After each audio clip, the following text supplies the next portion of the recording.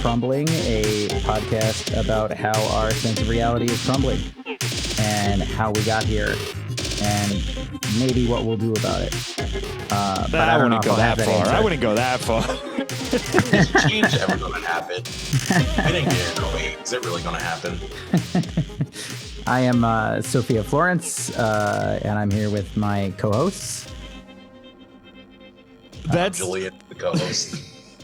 I'm Andrew Hillary, also a co-host, which was, I would say, not ready for the cue there. Yeah. You lobbed up a perfect alley, Sophia, and both of us just hit our heads together and did not do anything with it. Here with my co-hosts, who both have apparently forgotten who they are. I mean, does anyone really have a sense of self? I do. I'm a cat guy. I know this about myself. Okay. I know who I am through and through. My first word was kitty. Okay. That actually makes perfect sense. Yeah.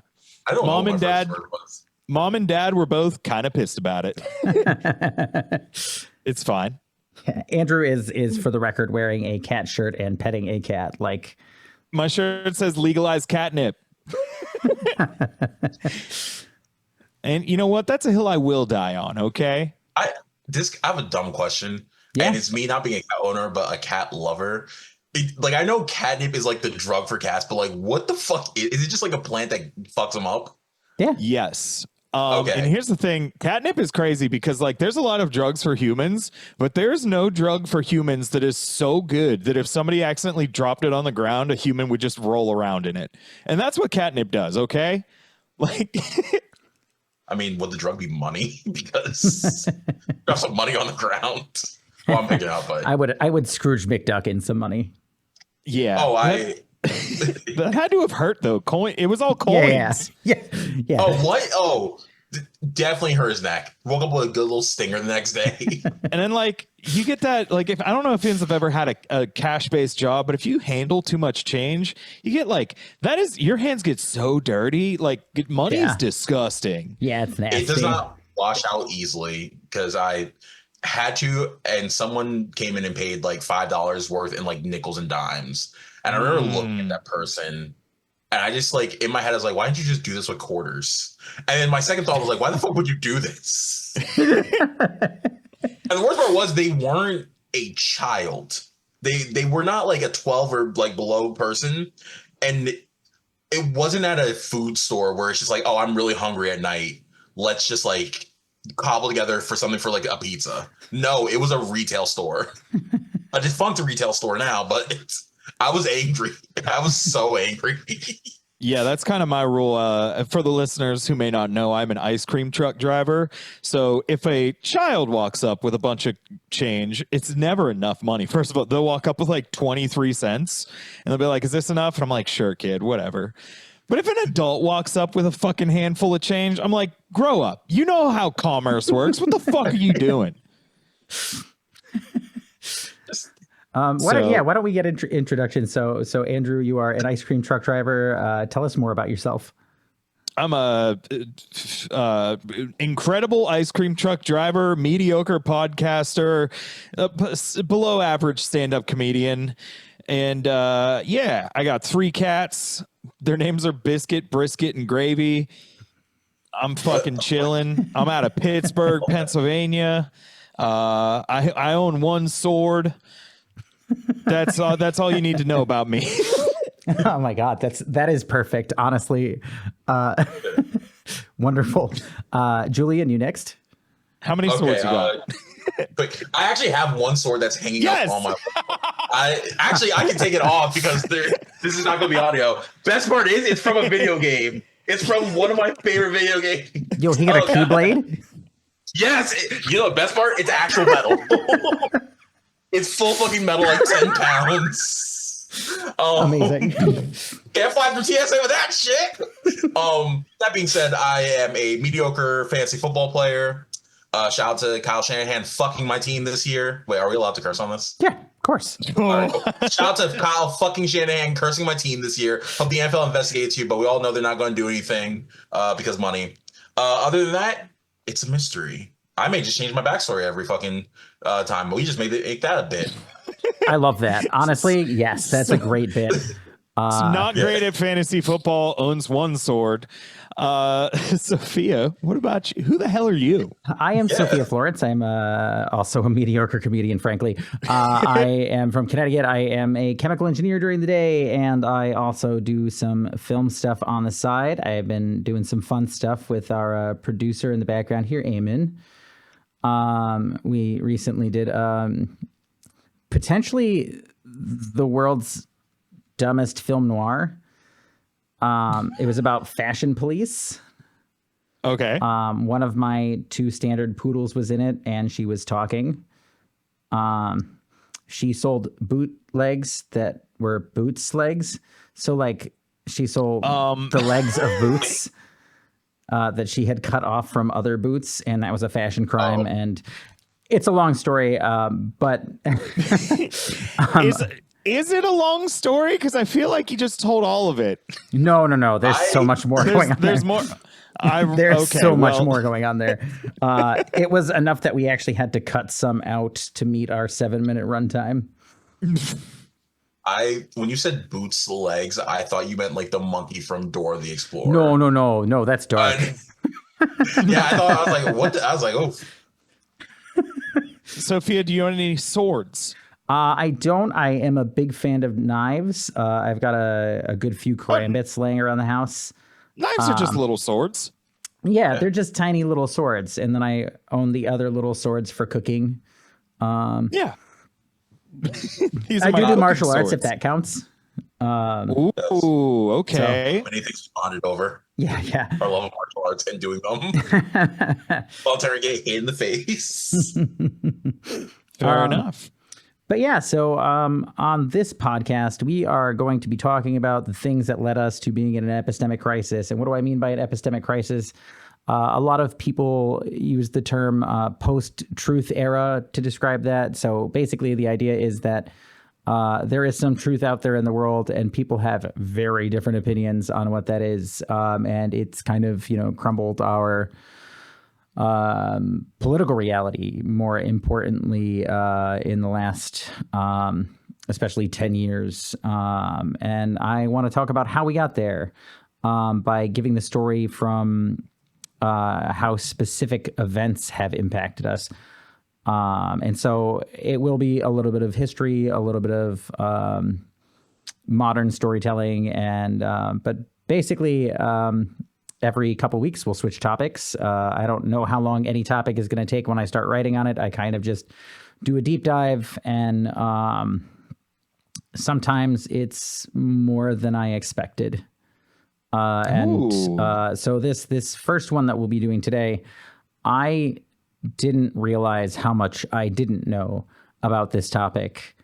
And that's coming from somebody who really geeks out on this stuff. So like the topic of disinformation to me is super interesting, and something that I've spent a lot of time on, because when I was growing up, I grew up in an evangelical church, like one of the ones that like speaks tongues and stuff. And like my grandmother told me that that the world was 6,000 years old, and like dinosaurs got real fucking confusing, and like me being like a transgender person got really fucking confusing, and like most things got really fucking confusing. And so like kind of dealing with that, like how do I square with the fact that like there are people in my life and people in the world that like believe things about the world that I know are verifiably false, and I can't really do anything about that. And so I guess the way that we deal with that best is talk about it. Yeah, it's like, how do you exist within a reality that is not the same shared reality as the other people who exist within reality with you? It is kind of tough, like, how do you... I think the word crumbles, it really fits, because like, like what kind of foundation can you even build upon if people don't argue about whether or not cinder blocks exist? Like, yeah, that's the tough thing. Also, other point, hopefully one day we get a Crumble cookie sponsorship, because every time we say crumbles on here, my brain's just like, that never happens. You know what?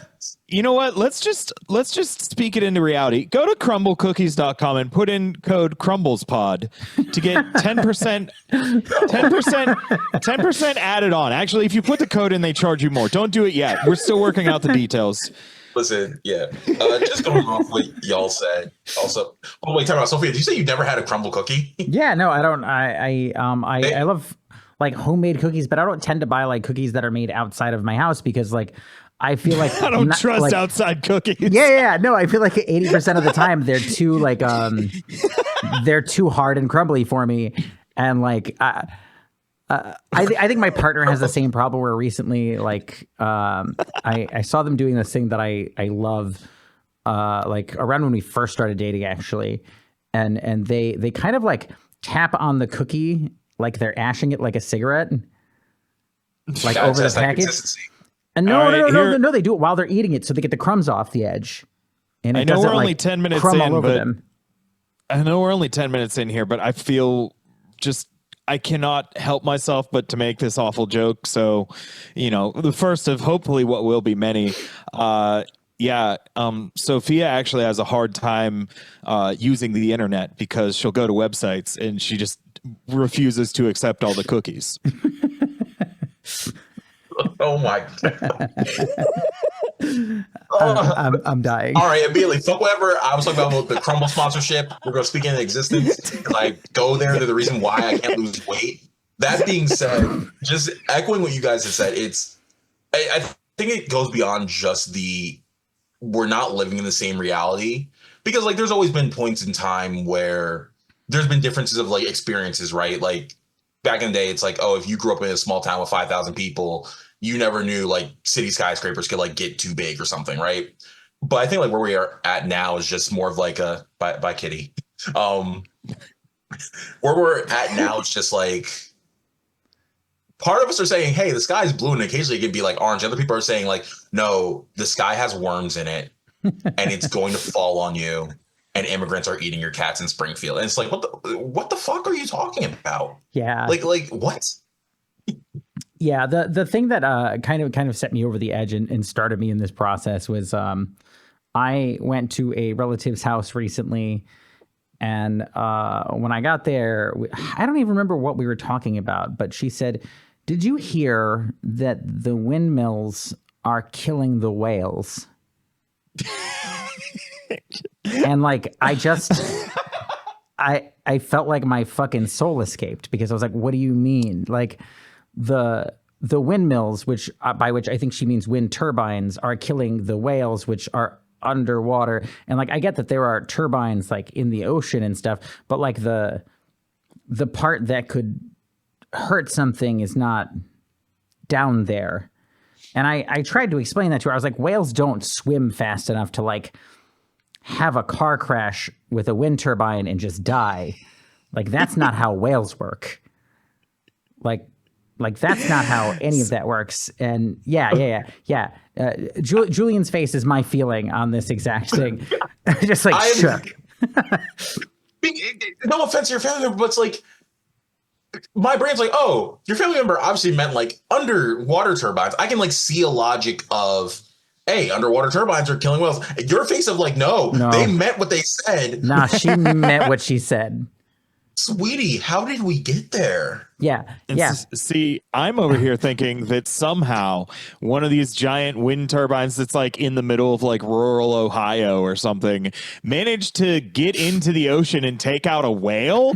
And I was just like, you know what? Good for the turbine. Like that's impressive, honestly. Like, yeah, the turbine unmounted itself from the ground, put on a ghillie suit, went to the ocean, put on a scuba diving suit, went under there and killed a few whales. Yeah, like. And here's the thing: it made its way back too, because a lot of people don't know this. If you take a wind turbine, like the fan part off of the post part, it is actually a boomerang. It'll come right back after it kills a whale. Mm-hmm. Listen, we gotta be prepared for this whale war, because whales are one of the creatures I respect for their pettiness next to elephants. I'm on the side of the whales. Yeah, they will spin the fucking block on you 100%. Well, whales. Except for orcas. Orcas just kind of are like the black Air Force of the sea. But you know what? I don't want any problems with them. Orcas are the Joker of the sea. Like they just fucking kill. They just kill boats just to have fun. Like They're they don't bored. want. Yeah, yeah. The orcas would have lit that pile of money on fire. I've seen the Joker. I mean the Batman. I mean whatever that movie, The Dark Knight. I've seen it. The Joker's a whale. An orca. So the Crumbling. Yeah. Yeah. So Gamergate. So yeah, I wrote this first episode as a part of a series that will be an unidentified amount of episodes long about Gamergate. What do you guys know about Gamergate? So I may have cheated. A couple of weeks before when we were planning this, I actually I grew up during the Gamergate era, so like there's parts of it that I remember going through, like just being a weird online kid.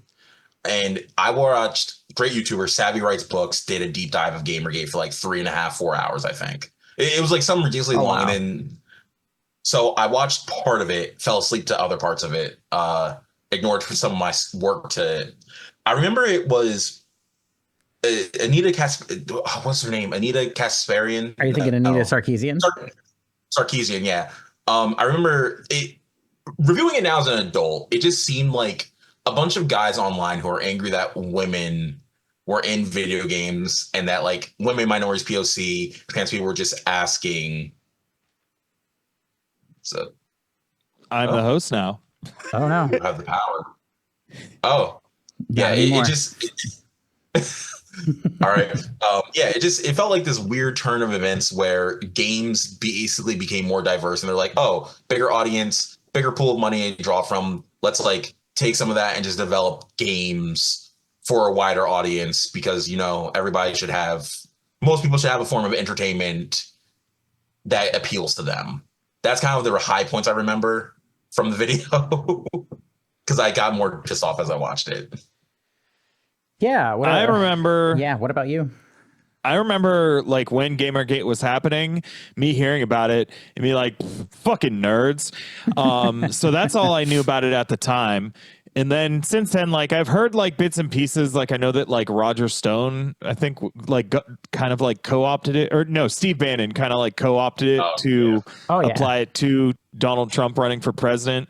Like I know that there's some kind of connection there, but again, like it doesn't seem to me to be anything different than just like the average toxic male fucking projecting their own insecurities onto some kind of fucking thing as if there being a girl in a video game is a threat somehow. It all seems like, because I'm not that much of a gamer, it's like, obviously it's offensive and terrible, but it's also like just laughably dorky. Like it's like, what the fuck do you care if there's a girl in a game? Shut up. Like the game plays the same. And then so I don't know much about the first wave, but there's like currently like like maybe an attempted second wave of Gamergate. So I'm seeing a lot of that because I wasn't on Twitter back in the day, but like I'm on Twitter now, so I see whenever these like, oh, the woke mind virus made this girl's bikini bigger. Like we used to be able to see the outside of her nipples. We could almost see areola in the old game, and now it's covered. And I'm just like, again, these guys are fucking dorks. Like dorks is the perfect way to call them, because this is the underlying logic I was also always confused about, right? If Gamergate was opposed to, then Sophia, I know you're about to like educate us, drop some hard facts, but like my thought is like, okay, if Gamergate is bringing a more diverse audience and like women to there, right? This audience, you are mad about more people coming to enjoy a thing that you also like. And we're gonna pick on straight dudes for a little bit. I'm a straight dude, so I'll pick on my people, my dude bros. Y'all like women. Y'all want to touch a titty occasionally. Hell yeah. You're going to be upset. And when I make this joke, I'm not saying like anybody can tell anybody else. I'm not saying that, but it's like you're going to be upset if you are trying to forge connection and like actually meet people. You're going to be upset that more people are coming to a thing you like and you can build connection. You are upset about that. That's like me going to a convention for a guy who owns one sword from a specific video game and being angry there's women who own that same sword. Like the logical sense at the time just didn't track for me, because I'm like, you're fucking dorks. Yes. Like what? Yeah. Yeah, it is. It is for sure, dorks. So like Gamergate considered itself, it called itself like basically a movement against journalistic malpractice. And so the original claim, and we'll get into this, was that a specific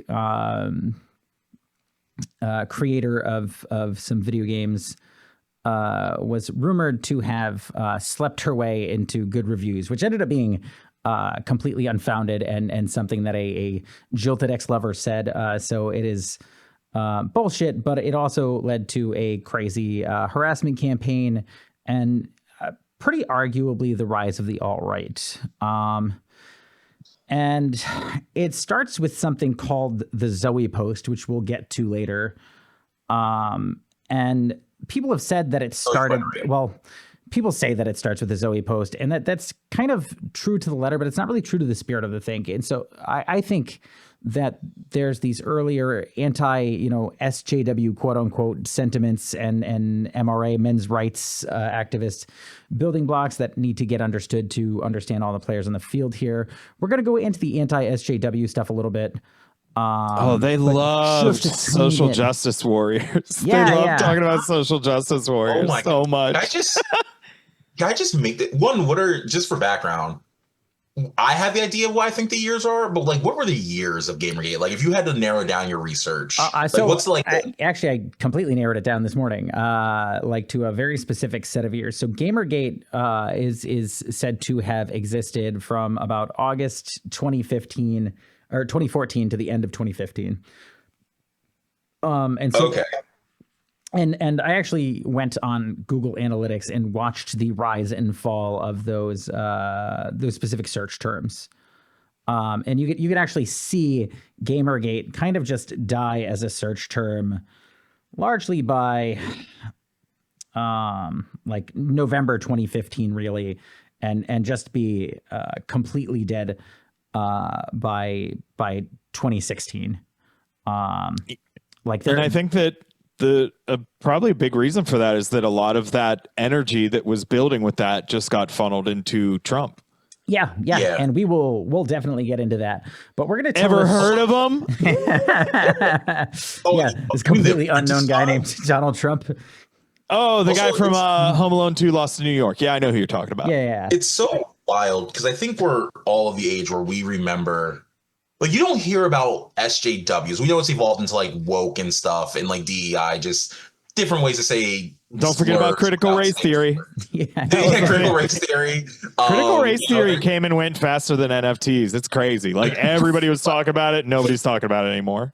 It's so wild that like the crumbling pieces of society, you can kind of break them down into like this searchable key terms. Because like, we all know, like, SJW, audience, if you don't know, social justice warrior, it was like a popular term online. It feels so Facebook and Twitter and like, it's just SJWs, but it's like, people don't say that anymore. It's like very clearly an encapsulation of time and it's a specific complaint that wasn't really even a complaint. Or a specific thing they were complaining about where it's like, yeah, y'all, that's not that big of a deal. We know why you're complaining. Just say the quiet part out loud, fucking cowards. So there was an article in 2015 in Washington Post, and the headline was "Why Social Justice Warrior, a Gamergate Insult, is Now a Dictionary Entry." And I wanted to clear up because I dug through a lot of sources through this, and we'll put them in the notes for the show. There are too many goddamn articles. We stand well-cited sources. I am trying to be very well-cited on this. But they said that it was a Gamergate insult. And actually, the term social justice warrior is a little bit pre-Gamergate. And I just want to be clear about that. And so according to the website Know Your Meme, which is a tracker for those kinds of things, it comes from a now defunct Blogspot blog called Social Justice Warriors : do not engage. The colon is not read out loud, but I needed to indicate that there was a colon in the sentence in the title. And that came out in November of 2009, but the term wasn't in frequent use until probably around 2011. And that's when it earned a post on Urban Dictionary. And that gives us probably a better idea of when it actually entered like the standard internet lexicon. Like that's one of those terms that spread kind of organically, and it grew a lot with like social justice movements around Tumblr. Yeah. And like, I don't know, I'm somebody who's been terminally online since like the year 1997 because I'm older than dirt now. And by older than dirt, I just mean I just turned 37. But Well, as There's gonna be somebody a that's segment turning of this audience. as somebody that's turning 37 in 2 weeks, first of all, fuck you. I'm still a baby. Yeah, you know what? Grow up, huh? I don't want to. Real life is stuff. Yo, they got bills and they're due every month. Don't know about this shit. So I will say that, like, I know, like, while you're looking into like where the term social justice warrior came from, like, the thing is that this, even if like in 2009 is where it was like maybe first used or like first brought into like somewhat use, thing is that like this is a sentiment that goes back way further than that. Even like people were talking about political correctness in the 90s. Like this is just reactionary fucking bullshit. They come up with a new word for it because they present it as an intellectual idea. And this is what happens with this right wing reactionary shit, is that they present it as if the idea that they are currently presenting is the motivation. But like, they're doing a fucking cup and ball trick. The motivation has always been the exact same thing. They're just changing what it's called so that you don't say, oh, you guys are just crying about political correctness still, like you have been for 25 years. yeah, It's, you know, it's fucking bullshit. It's all bullshit. They are just mad because they can't say whatever they want anymore because, you know, comedy isn't legal. Like there's fucking articles about how you can't say anything anymore from like the 20s. Like it's been the 1920s. This is people just been saying this shit forever. Like this is just what fucking dickhead bigots say. yeah, yeah. Sorry. No, that's totally it's fine. Like, it's kind of funny. So, like the term political correctness was used a lot in the 1970s, actually, like as a bit of a counterculture point from the left to like when people would talk about how you know, you had these Nixon administration people that like really just wanted to say racial slurs, but they were like, oh, but taxes. Because like they knew they couldn't get away with the racial slurs anymore. Exactly. Like that was considered to be like the form of political correctness, and it was just like, oh, everyone knows what you're saying, but like you're being euphemistic about what you're saying, and like somewhere along the line, like the term political correctness got corrupted, kind of in the same way fake news did, which like we'll get Fake to that news, later too, but probably in another episode. But like I think from here, like what we need to know is that like for one, like the term SJW picks up speed literally at the same time, and I'll share my Google Trends searches on this at the same exact time as the rise of Gamergate. Like that, these two things are inextricably linked. And so like if you think back to 2014 and you're like, I started seeing the term SJW on my chud friends' Facebook posts all the time. In that set of years, like there's a reason for that. And like I think like the place that this really starts though is prior to 2014 and Gamergate starting with Anita Sarkeesian, who you brought up before. I think she's the best person to start this story with. She's definitely not the villain of the story. I don't know if there's a specific villain of the story. There are plenty to go around. But Anita Sarkeesian was pursuing her master's degree in social and political thought at York University in 2010. And about a year before her graduation, she started a website called Feminist Frequency, which offered some kind of light but serious like feminist criticisms of media. And a lot of it was focused on tropes around women and gender roles. That overlapped with a lot of the culture on the social media app Tumblr, which I mentioned before, which had a lot of users that were developing interests in feminist theory and really building out a lot of the modern like fourth wave feminist movement.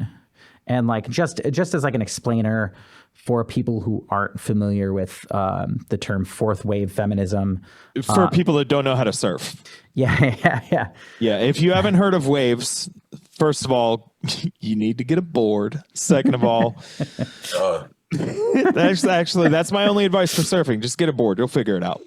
Yeah, but so like fourth wave feminism is the modern and like especially online expression of feminism. Like it segues pretty hard from the third wave, and some people consider it indistinguishable. Like some people say like we still are in third wave feminism, and I don't care about that debate, so I'm not getting into that. Like, but I guess I will use the term fourth wave feminism just to give some context on like the very online version of feminism that is the current wave that we're going through. And like a lot of it is radically inclusive. It focuses on the rights of people that were overlooked by a lot of previous feminist scholars. A lot of the old feminism was, especially in the second wave, was a bit academic and kind of limited to like the ivory tower of academia. And it wound up with a lot of people from marginalized community, especially like Black and Indigenous people and people who are like transgender and non-binary, being excluded. And so like third wave feminism really started that charge around the early 90s, especially Bell from Hooks was out. What's that? Third wave, correct? Bell Hooks was out. Third wave feminism. I don't know. I think Bell Hooks might have been like kind of the segue between the second and the third, but I don't know a lot of the dates around when she wrote. I read the book Love and really liked it, or On Love. I'm currently reading The Will to Change. Awesome. It is heavy. Yeah. The book's only like 100 pages. I made it 5 in before I like poured myself a glass, put the book down, and immediately just went back to like not going to like reflect on my humanity as a man. Twitter, what do you have for me? It doesn't work. Let me see. When is Bell Hooks doing her writing? Because sorry, no. I'm glad you brought that up because like I don't know the answer to that. She died in 2021.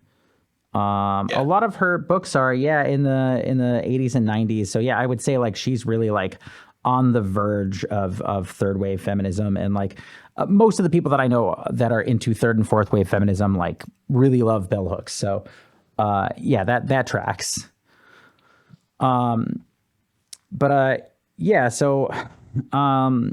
A lot of the third wave feminism also like focuses on like a person's identity and treating it as a bit more sacred with a little more individualism, whereas like the second wave was focusing around women trying to get away from largely like mandatory domestic servitude that was kind of a marker of women as a class, and that class was considered to be like kind of biologically constructed, and so that's where you have that. That break is around like partly, looking at people's marginalized identities and partly starting to see gender as a bit of a performative thing. It sounds like a bunch of politics to me. Yeah. Heavy doses of sarcasm. I think before we go any further, Sophie, you might want to take a test. You might have the woke mind virus. Shit. Yeah. We can't. You took the vaccine, didn't you? You got the Bill Gates shit, didn't you? Yeah. No, we are on my 5G right now. That's how you guys are seeing me. Like I am providing all of the internet service currently from my vaccine. Got that damn DEI chip. Yeah. Yep. Yeah. Tale as old as time. So Anita Sarkeesian's work was a big lead into the start around politicization of games. She's very much a third wave feminist and writing from that perspective. And along with that politicization of games, it was an event that started to give like primarily young men who saw themselves as being opposed to all things, SJW or feminist, a sense that men with conservative viewpoints were losing their place in society to some extent because her work was well received. Like people during at least the beginning of her launch quite liked her. She was invited to speak in front of the staff of developers at the company Bungie who made the game Halo. And her talk there is what made her want to fund the thing that ultimately caused all of this to start, which is she wanted to crowdfund a video series called Tropes versus Video Games. So you're blaming all of Gamergate on a woman. Wow, Sophia. Wow. I am. I assure you, I am Not blaming it very on the people who feminist of had you. very bad reactions to Anita Sarkeesian being lightly critical of video games. I'm Like, Oh, I okay. this will speak from my personal experience. I remember watching those videos in like my room. For anybody who remembers these names, Anita Sarkeesian, Gaijin Goomba, and like some of the other game theorists who were doing like culture in video games.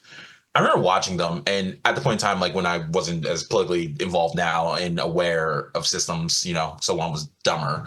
Um, I remember looking at it and be like, these are like I see what she's talking about. It's like kind of a clear from the memory of them, they're a very clear beginner's guide to like societal problems expressed through video games. It's almost like, hey, I think one of the arguments she makes is, don't you think it's kind of weird that Peach is always being saved by Mario? Yeah, I know it's like a super basic thing, but like, what do we know about Princess Peach, the character? Like, it's one thing to save her, but like, she's no different from like the special royal ball. And it was at that point in time where I'm like, oh, oh, that okay, that's what you mean. Like, women are just like it clicked, but it was so simple. And then I just remember some of the comments were like, well, she's a princess, she has to be saved. I'm like, oh, reading comprehension is dead. This might be a stupid question. Are these videos still up somewhere? Because Yeah. I've never seen any of this. yeah, And, they are still I up. I believe- actually was combing through them, and I will definitely post them in the notes for this. okay. I'm interested to see. It's like my guess would be that a lot of that stuff is like either because I'm, try to be a good person is probably a lot of stuff that's a little intuitive, or stuff that's just like bled through from culture in other ways in the last 10 years or whatever. But I would still be interested to see, like, because again, I barely heard about Gamergate when it was happening, but I didn't know that like it was.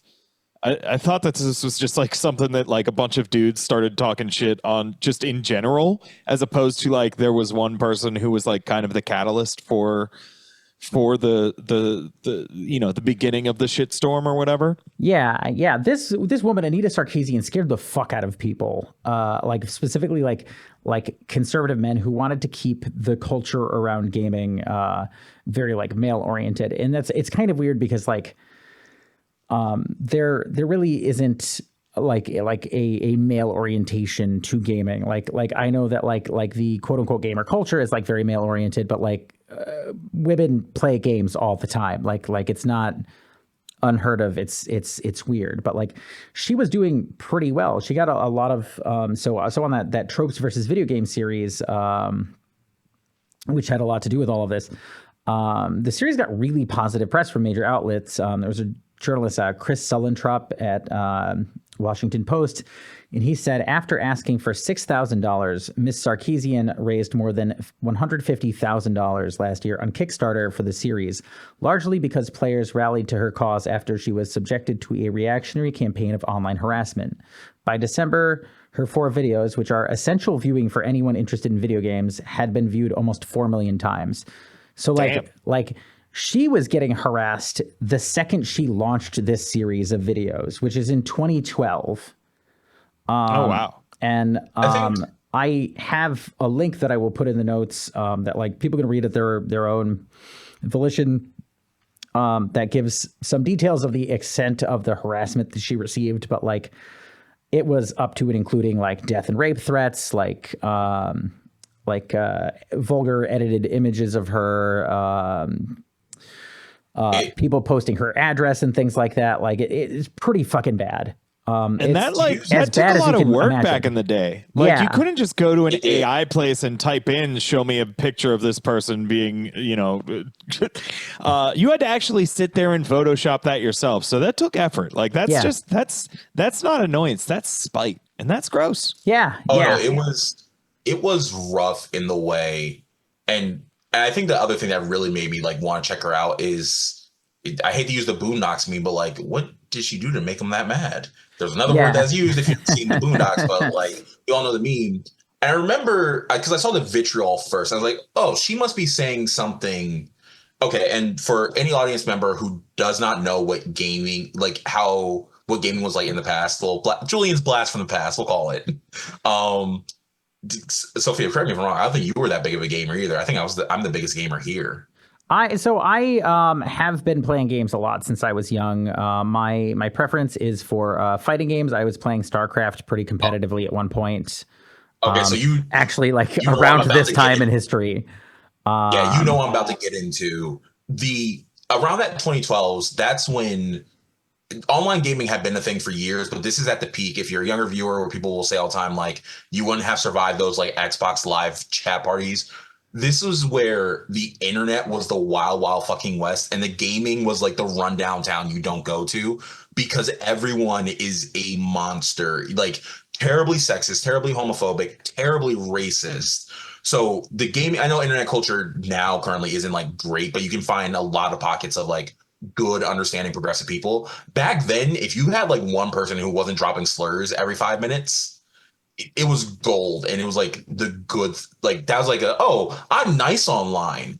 And seeing all that vitriol to like one woman, I'm like, all right, y'all are pushing this even to what I was used to being like someone who played online games. And then that's what got me to look at everything. I'm like, wait, you're just mad because she's kind of pointing out something that I don't at the time I didn't fully agree with, but then like rewatching it and like kind of learning more, reading more, I was like, oh, this is what you're saying. It was like, it's a Wild West time. If no one really knows, just look up some of the things that you used to say. Look up any YouTube video from like 12 years ago and look at like what was allowed. Those are real rough places. I've played video games for most of my life, but I've never really been into online gaming. Like, I like to just play a game by myself mostly. So I've heard about like the terrible vitriol that happens in online gaming, but I've never really experienced much of it. Yeah. But like just from hearing about like just from decades of hearing about how awful it is, I kind of like, maybe I don't fully grasp it, but I like kind of at least get where it's, where that conversation comes from and everything. So yeah. I also love a solo game. Definitely. I am a sucker for JRPGs and especially the Atlas games, which outs me as queer and weird. I bought the full Persona bundle. Hell yeah. I own the entire Kingdom Hearts series on my gaming PC. Also, can we just look at something? Anita Sarkeesian was doing gangbuster numbers before YouTube monetization was really a thing. Yep. In all honesty, if she would have been able to pay back all that, like, this is just a little aside because just the evolution of internet and culture, which may be a plug for an episode I may try running for y'all. Yeah. It's wild to see how if she had like 4 million views across like the first 4 videos, and I know it's been like 10 years and everything, but I think their watch time has gone down. That would have made her monetize and made her like a superstar in today's era of YouTube where like there's an online celebrity. And she was getting a lot of respect before, but I think maybe there would have been some protection or journalistic outlets would have taken the threats against her more seriously. I will probably be proven right or wrong about that based on the next couple sentences. But I'm saying it because like even back then, gaming was just this random thing. It's like a kid's game. Like, we adults don't game. We do taxes and listen to freeform jazz. Yeah. 10 points for whoever knows where that's a reference from. Yeah. But like, yeah. But yeah, to keep it moving. So like this is all in 2012 and like Gamergate doesn't start until 2014. But this initial set of events was a primer for that. Like the term SJW had been coined and in use on Twitter as a pejorative against people who had a fairly progressive worldview and whose more online portions were often users of Twitter, but mostly Tumblr, which did very well in building, both the fandom culture around different pieces of media and really kind of reinvigorating kinds of nerd culture that have people that attend conventions and things like that, but also like the social justice oriented culture. And there was starting to be like a bit of a blend around that, which also I think made a lot of people in like the quote unquote nerd cultures like start to feel like feminists were encroaching on their space. And the reason Tumblr worked really was just the layout of the website and how the networks were built, and the lack of restriction on content. And that led to a lot of community building among a lot of queer folks and people from other marginalized communities.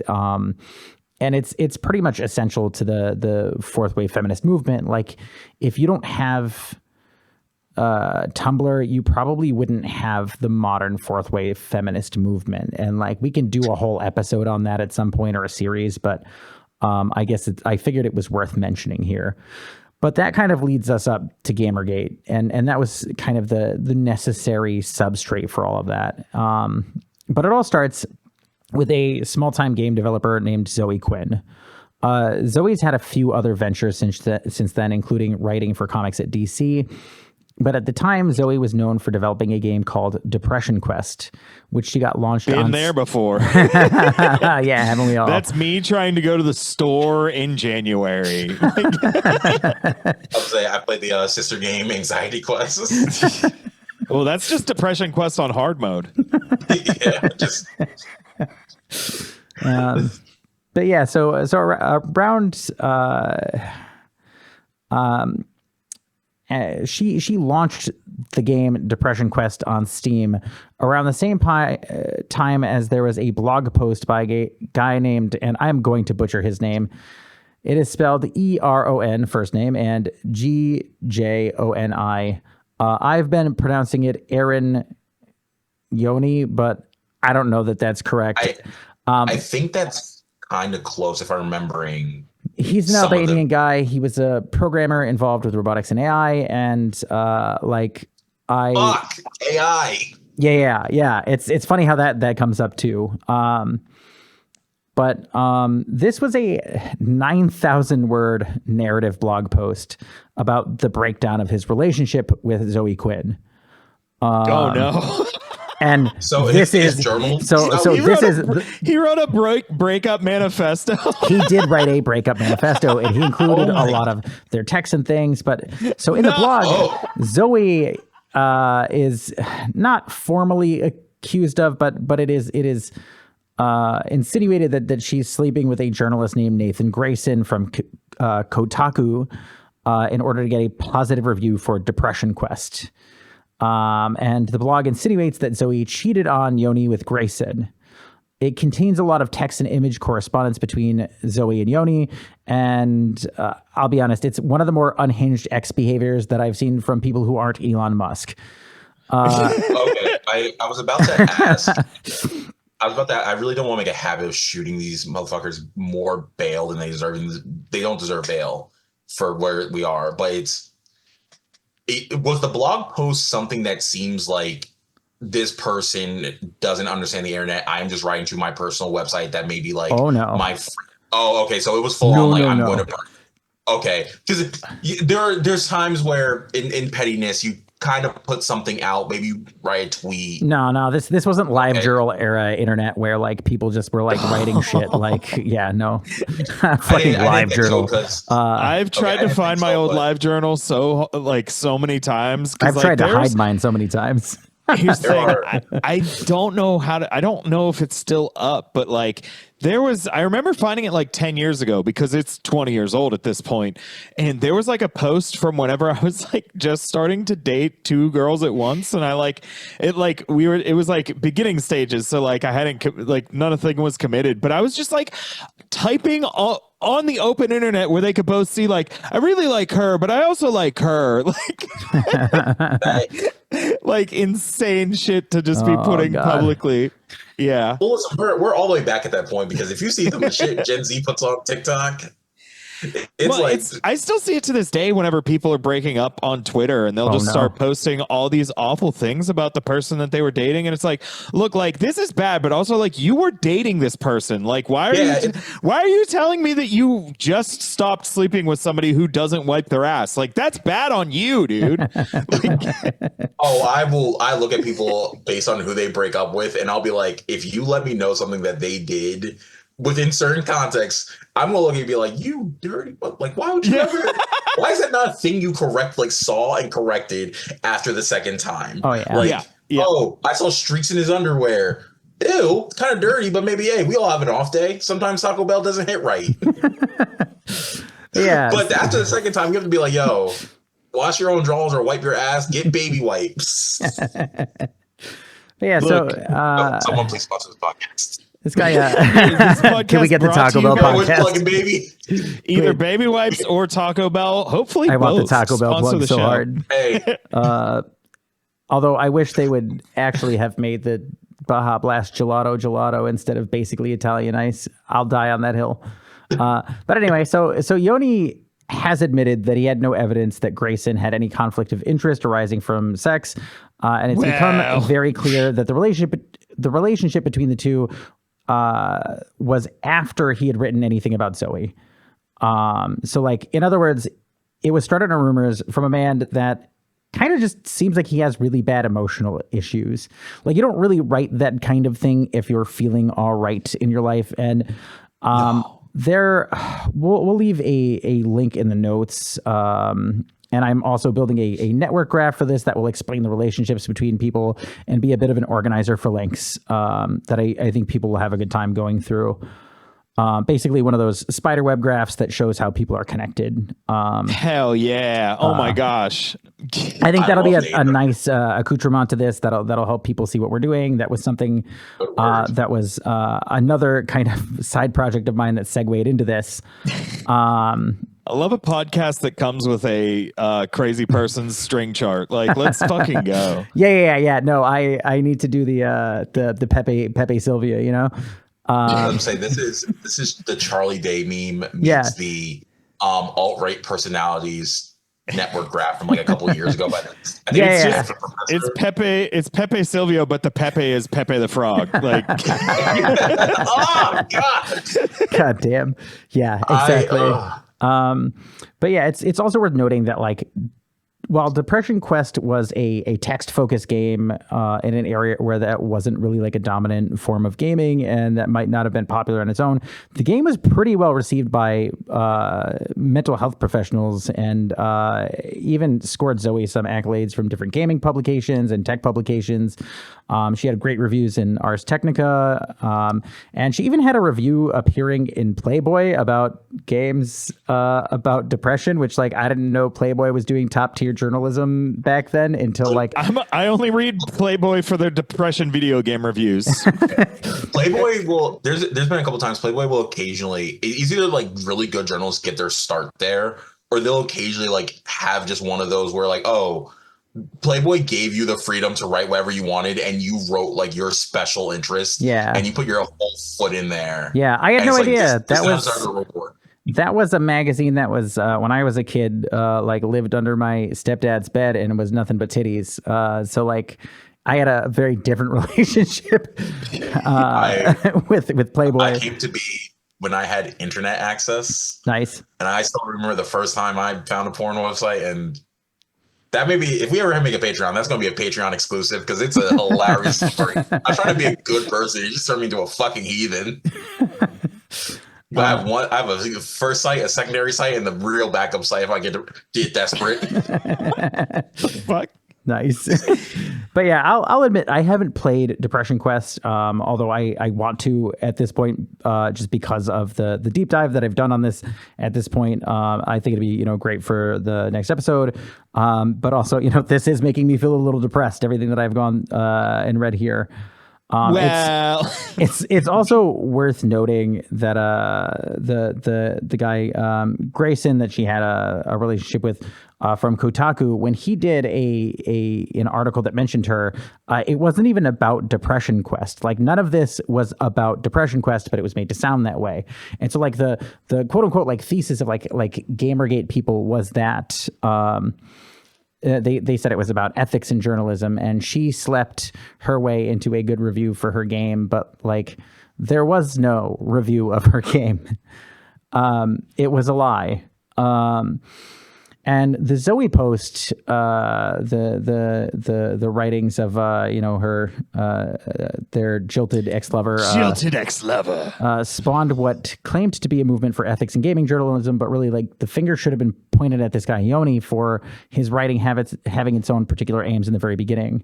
I'm including some of in some of the notes a blog post about another writer who did some really weird deep dives into this topic and showed that this guy had put some work into a workshop his post with some friends, consulted with his mother who told him not to publish it, and he took his blog post and he put it on 4chan. Which like once you put it on 4chan, like you know what's going to happen. You know what I mean? Like you know what the consequences are at that point. And like if people who are listening are unfamiliar with 4chan, like that's going to come up a lot on this podcast.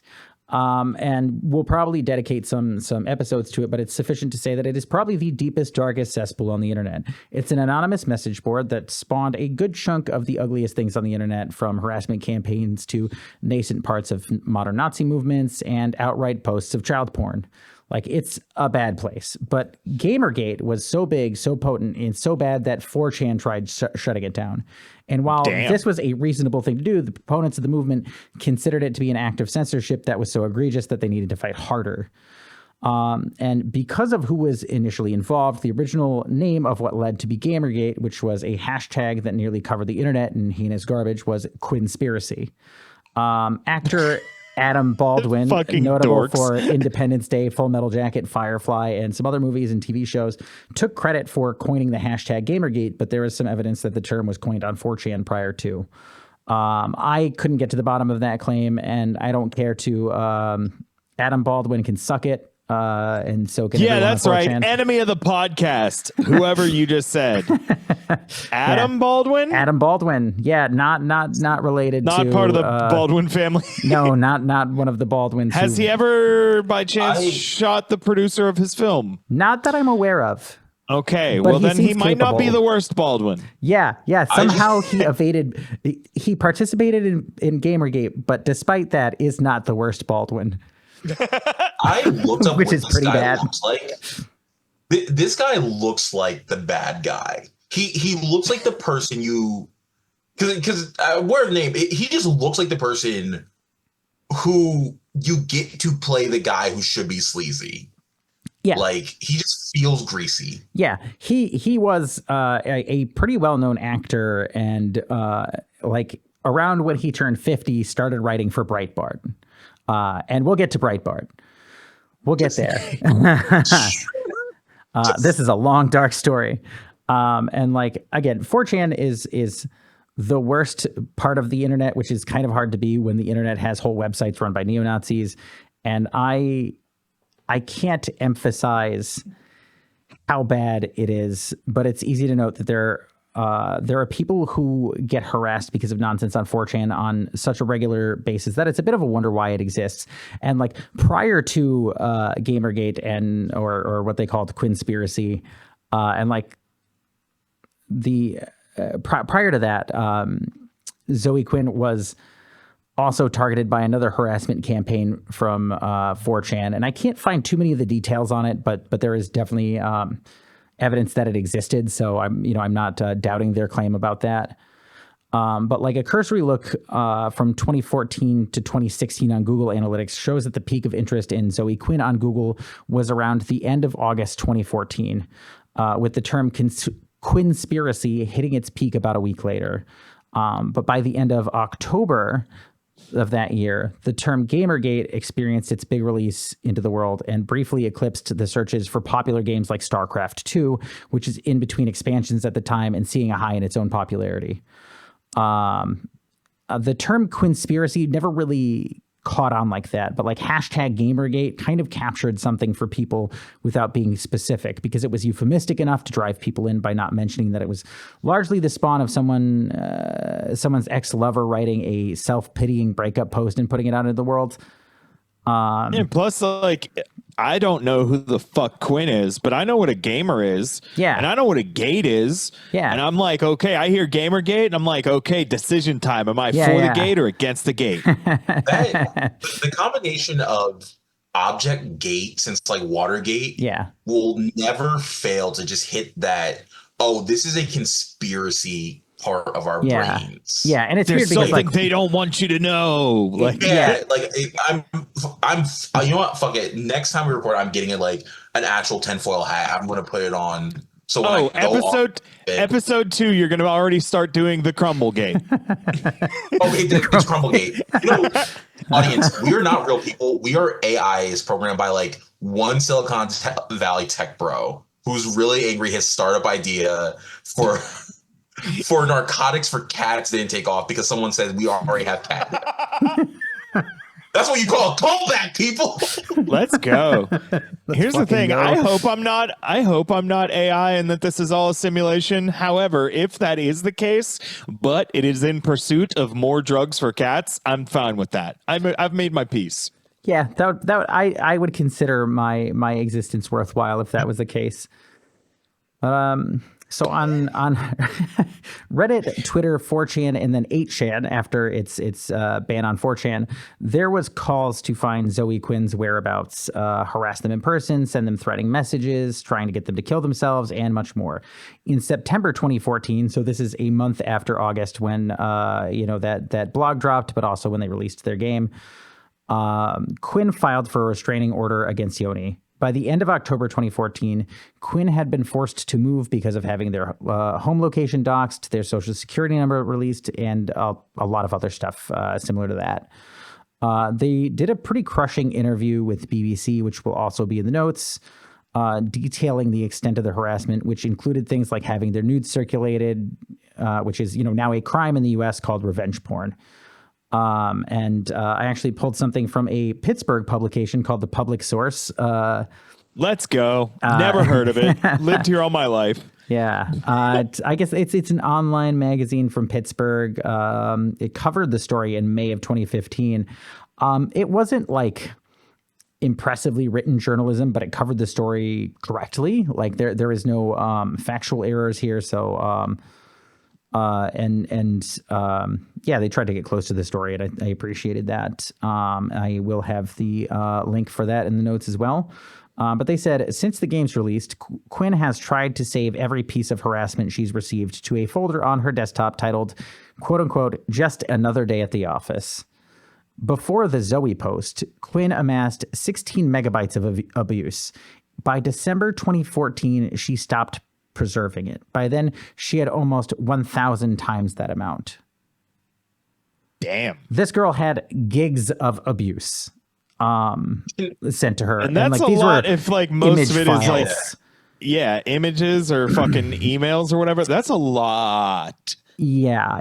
Especially considering like everyone was deeply compressing image files during that day. Like those image files were not large. So this was a terrifying amount of abuse for somebody to be targeted with.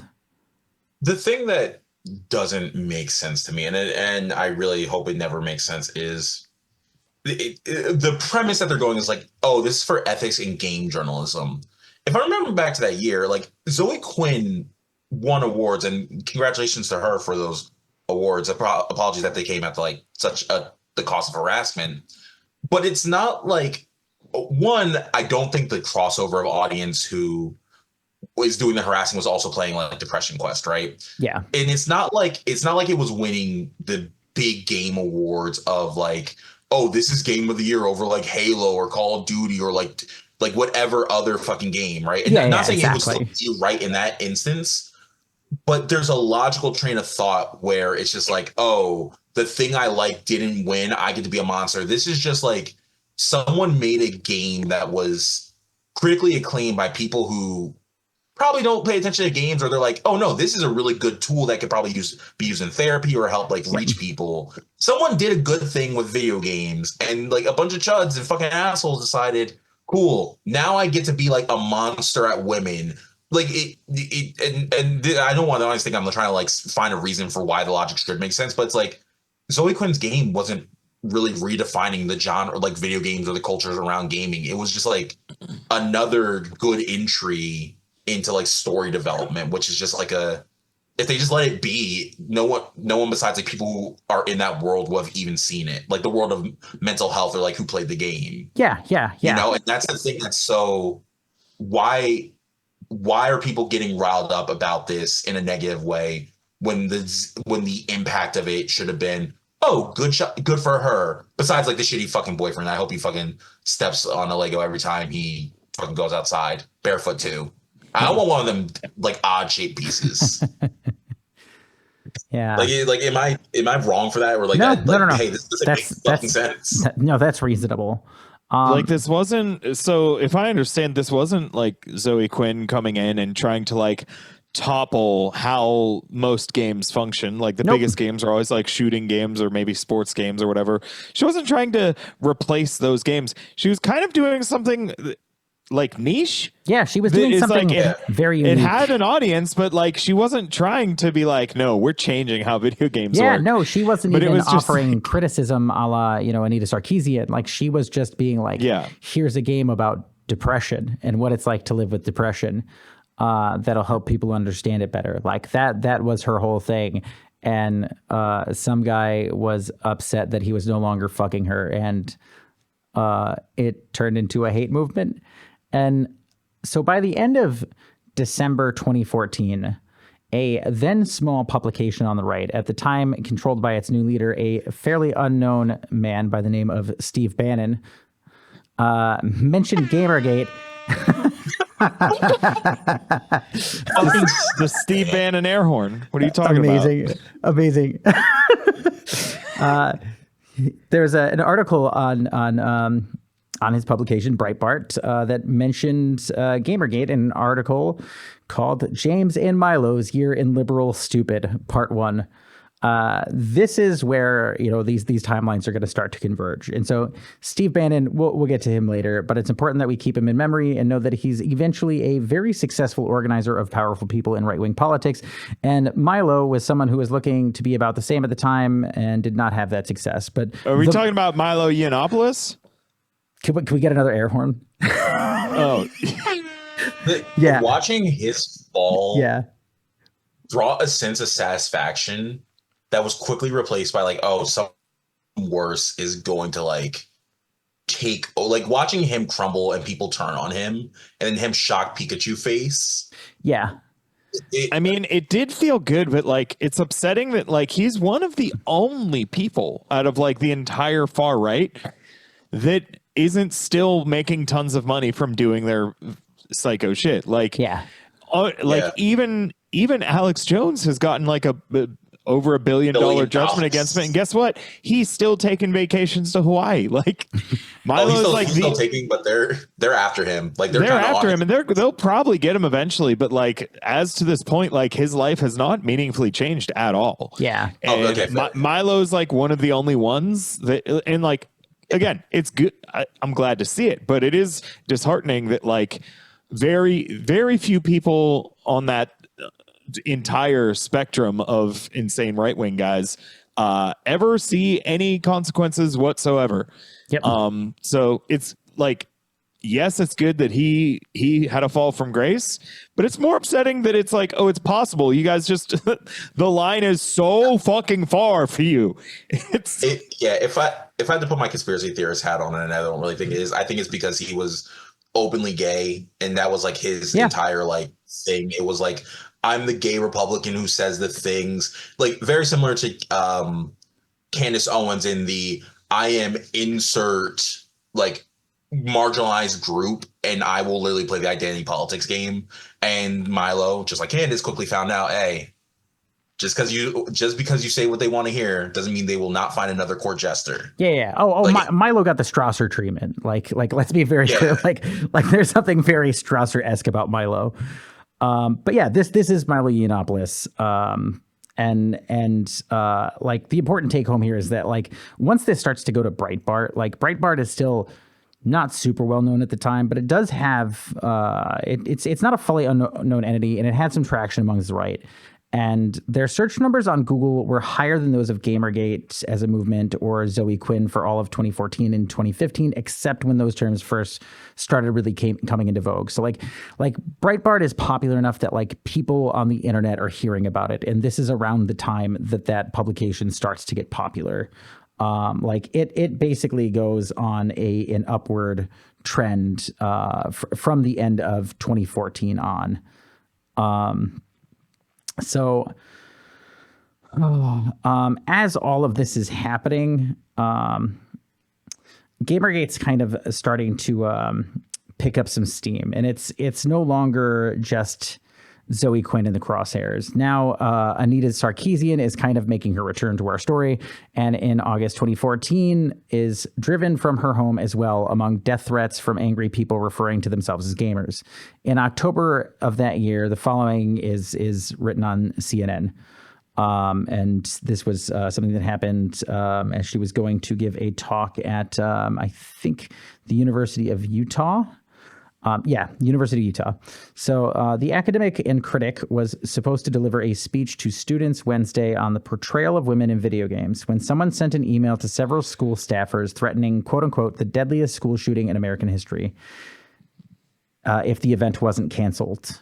It's a tall order. And that person said, if you do not cancel her talk, a Montreal massacre style attack will be carried out against the attendees, as well as students and staff at the nearby Women's Center. I have at my disposal a semi-automatic rifle, multiple pistols, and a collection of pipe bombs.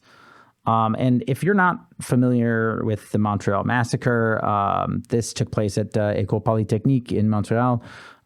It's one of the most... bonjour. Yeah, it's one of the more... upsetting events of the last century, and it took place in around December 1989. A man named Marc Lepine came into the school and started to separate men and women students and then killed all the women in one room. He then went through the building he was in for a while after and killed more people. 14 women were killed, 10 more were wounded, as well as 4 men. It was brutal. There's a lot of media on this, and it's one of those things that like I've consumed a lot of material on, but I kind of avoid because it's hard to read about. But like referencing this, and like this is something that, especially if somebody like Anita Sarkeesian, who has dedicated a lot of her life to studying feminism, she would be very familiar with this event, because like the students here were pretty much all engineering students, but Lepine ended up killing himself after this, and the suicide note with his motives revealed that it was plainly an anti-feminist killing, with additional targets that were planned past the initial massacre, including a union leader, a politician, and a television figure. His suicide note was uncovered by a feminist publication a few years later that was able to get it leaked. The police would not allow anyone in the public to get to it. This was in Canada. They did not have a law like FOIA there at the time, so you couldn't just get something like this. And even, FOIA is a bit more recent in American history. So, but yeah, basically like somebody had to uncover this note, and it was already suspected to be an anti-feminist killing, considering the way they went after women students and separated the men out and things that were said to some of the men and women there that survived the shooting. And it was, confirmed, I want to say maybe 3 years later. But I think this is where we're going to leave this episode, is talking about the Montreal massacre. Oh, always good to end on a massacre.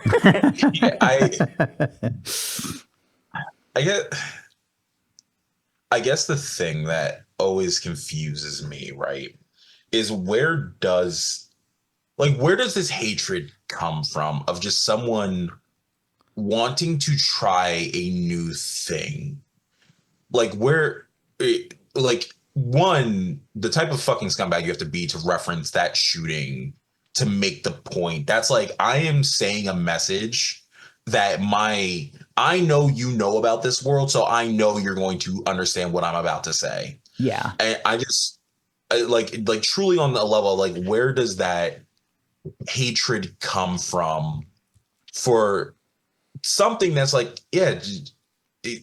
she just fucking made a game and some dude was just like, she slept her way to the top. It's like, well, what top of what list? She was probably like maybe the 250th most popular game that year. Maybe like where does this come from? Yeah. It's. Yeah. And to be clear, like the threat there was dedicated towards Anita Sarkeesian, who was seen as a feminist intellectual. And that was like kind of the purpose of it. And like, you do see things like this in far right terrorist attacks, where like they will often reference other terrorist attacks when they threaten things. Like terrorist attacks are a bit self-propagating in a way, where I don't know if you guys remember Elliot Rogers, like the incel murderer from a few years ago, but like there was a lot of people that were involved in, later terrorist attacks that like kind of name dropped Elliot Rogers. Same with people name dropping Anders Breivik. Was that was in Oklahoma City? No. Anders Breivik was the Canada guy. Norway, Sweden. I can't remember somewhere either in Norway like or Sweden. He went to a like young socialist camp and killed all the kids or whatever.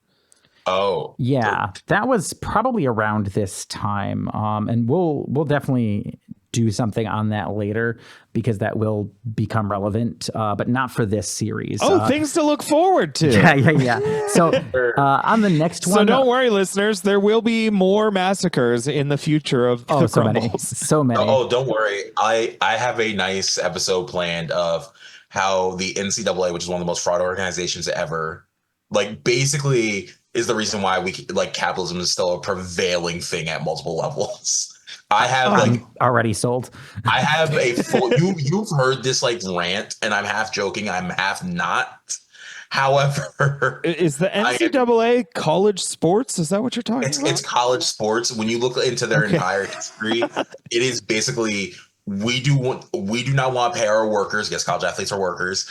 We don't want to pay our workers, so we're going to fundamentally create every law we can to make sure they're not classified and basically call them independent contractors. I have a way I can link this to Uber and a bunch of other tech companies where it's like, hey, hell yeah, just a scam rap. I'm sold.